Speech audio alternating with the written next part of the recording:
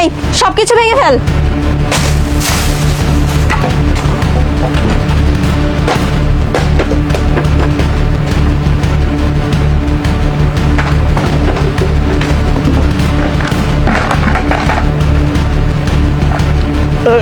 কি আপনারা আমার জিনিসপত্র ভাঙছেন কেন?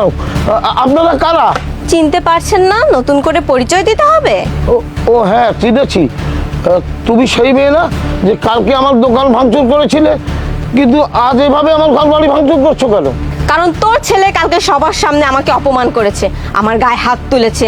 তুই কি ভেবেছিস এত সহজে আমি সবকিছু ভুলে যাব, ছেড়ে দেবো তোদের? না, তোদের এই বাড়ি ঘর আমি জ্বালিয়ে ছাড়খাড় করে দেবো। আপনারা আমাদের বাড়িঘর পুড়িয়ে ছারখার করে দিবেন, আর আমরা কি বসে বসে আঙুল চুষবো?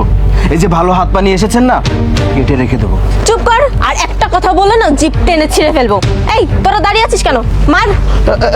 দাঁড়াও, দেখুন মা, আমার ছেলে যে অপরাধ করেছে, দরকার আমি শাস্তি আমাকে দিন, আমার ছেলেকে কিছু বলবেন না। এসব ন্যাকাকান না আমার একদম পছন্দ হয় না। সরে যা আমার সামনে থেকে।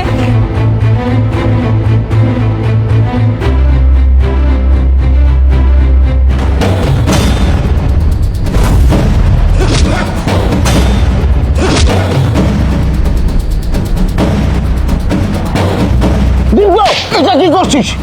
জানিস না গরিবের হাত কখনো বড় লোকের গায়ে তুলতে নেই? মা, আমি ওকে বুঝিয়ে বলবো। যান, আপনারা এখান থেকে যান মা। এই চল সবাই।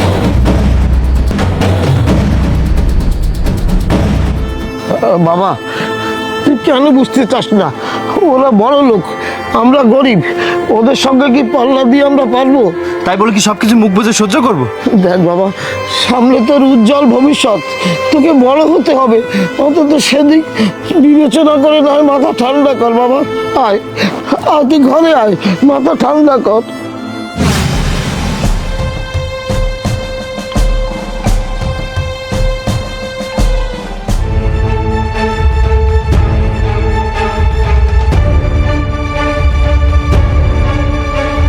এই বুড়ো, তোর ছেলে কই? তোর ছেলেকে ডাক, তা না হলে তোকে আর তোর দোকান এখানে মাটির সাথে মিশিয়ে দিব। এত বড় সাহস আমার লোকদের গায়ে হাত দেয়? স্যার, আমি আমার ছেলেকে বুঝিয়ে বলবো, আর কখনো এমনটি করবে না। স্যার, ওকে আপনি ক্ষমা করে দিন স্যার। চুপ কর, তোর ছেলের কোনো ক্ষমা নাই। ওই ছোট লোকের বাচ্চা কত বড় সাহস আমাকে হুমকি দেয়। ডাক তোর ছেলেকে, ডাক। আমাকে ডাকতে হবে না, আমি চলে এসেছি। কি বলবেন বলুন। এই ফকিরের বাচ্চা, তোকে এত বড় সাহস কে দিয়েছে? তোমার বোনকে অপমান করিস, আবার বলেছিস আমার বোনের হাত পা কেটে ফেলবি, এমনকি আমার লোকদের গায়ে তুই হাত দিয়েছিস। এই, তোকে এত বড় সাহস কে দিয়েছে? হ্যাঁ, প্রতিবাদ করতে সাহস লাগে না, লাগে আত্মবিশ্বাস, যেটা আমার মধ্যে আছে। আমি যেটা করেছি ঠিক করেছি। ওই দিন আপনি থাকলে আপনারও অবস্থা খারাপ করে দিতাম। ওরে বাবা, তুই এত প্রতিবাদী? দাঁড়া, তোর প্রতিবাদের শখ আমি মেটাচ্ছি। এই, দাঁড়িয়ে কি দেখছিস? ওর হাত ভেঙে ফেল। তো স্যার, স্যার আপনার পায়ে ধরি স্যার, আমার ছেলেটাকে এভাবে মারবেন না স্যার। স্যার, বাবা ওঠো বাবা, বাবা আমার দম নিতে কষ্ট হচ্ছে বাবা। ভাই ভাই প্লিজ ভাই, ভাই আপনারা আসবেন না, আমার বাবাকে নিয়ে হাসপাতালে যেতে হবে। বাবা কথা বলো বাবা। বাবা, বাবা বোন, মনে একটু বেশি হয়ে গেছে। ভাইয়া কিচ্ছু বেশি হয়নি, দেখো না ওর তেজ এখনো কমছে না। ওকে আরো মারা উচিত। আর প্রতিশোধ নিতে গিয়ে কি একটা বুড়ো মানুষকে ভেবে মেরে ফেলবি নাকি? তোর মাথা ঠিক আছে? আচ্ছা ঠিক আছে, মনে হয় ওদের শিক্ষা হয়েছে। চলো। চল। Sir sir sir please sir, sir sir আপনাদের গাড়িতে করে আমার বাবাকে একটু হাসপাতালে নিয়ে যেতে হবে স্যার। স্যার একবার হাসপাতালে নিয়ে যাই, তারপরে আপনি যে শাস্তি দেবেন আমি মাথা পেতে নেব। স্যার আমার বাবার অবস্থা খুবই খারাপ স্যার, স্যার দয়া করুন স্যার। এই ছোট লোকের বাচ্চা, তোরা ভাবলি কি করে তোদের মতো ছোট লোকদের আমাদের এই দামি গাড়িতে উঠাবো? ম্যাডাম ম্যাডাম এমনভাবে বলবেন না ম্যাডাম।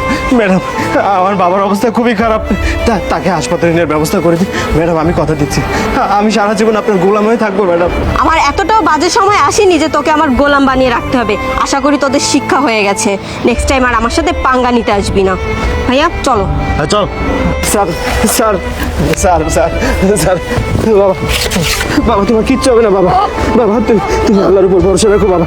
বাবা তোমার কিচ্ছু হবে না বাবা। বাবা বাবা রে, আমার সবাই বাবা, তোকে একটা কথা বললে যাই। আমার সময় শেষ বাবা। তুই খুব ভালো ছেলে, পারলে অসহায় মানুষের পাশে থাকিস, সততার থাকিস বাবা। লা ইলাহা ইল্লাল্লাহ।